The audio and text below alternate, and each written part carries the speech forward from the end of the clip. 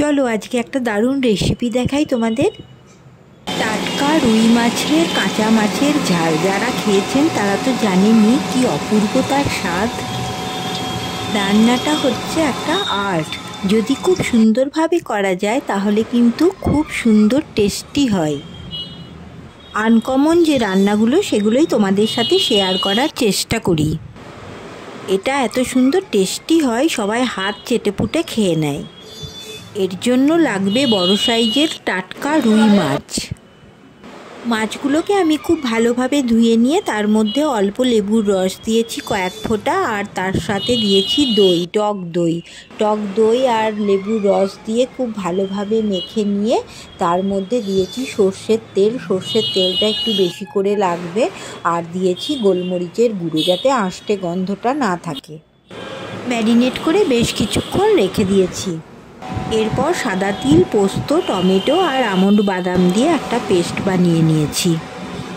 Marinate করার সময় অনেকটা সর্ষের তেল দিয়েছি বলে এখন 2 চামচ মতো সর্ষের তেলের সঙ্গে কালো জিরে দিয়েছি।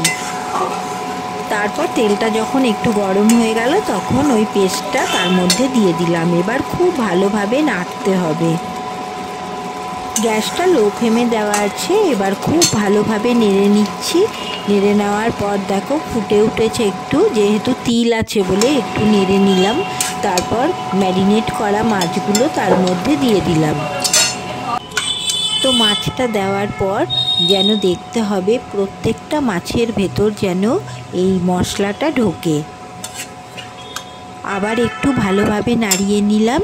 তো নাড়িয়ে নেওয়ার পর আমি কিন্তু জল বেশি দিচ্ছি না, ওই বাটি ধোয়া যে জলটা, অল্প একটু জল আর ওপর থেকে একটু লবণ দিয়ে দিচ্ছি, আর ওপর থেকে একটু কাশ্মীরি গুঁড়ো লঙ্কা দিয়েছি। তোমরা না চাইলে না দিতে পারো, আমি একটু দিয়েছি কালারটা যাতে একটু ভালো আসে এর জন্য।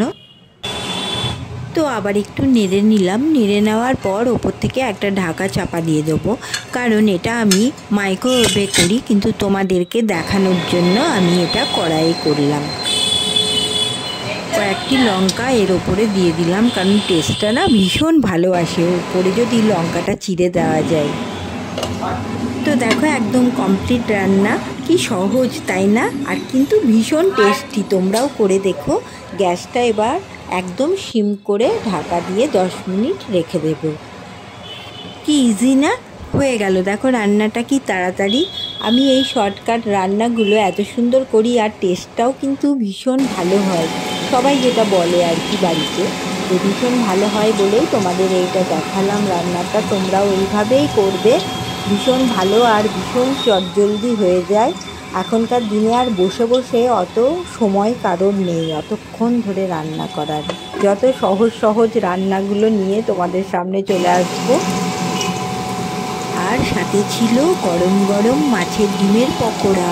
তো শুভ সন্ধ্যা বন্ধুরা, সকলের জন্য অনেক শুভকামনা রইল।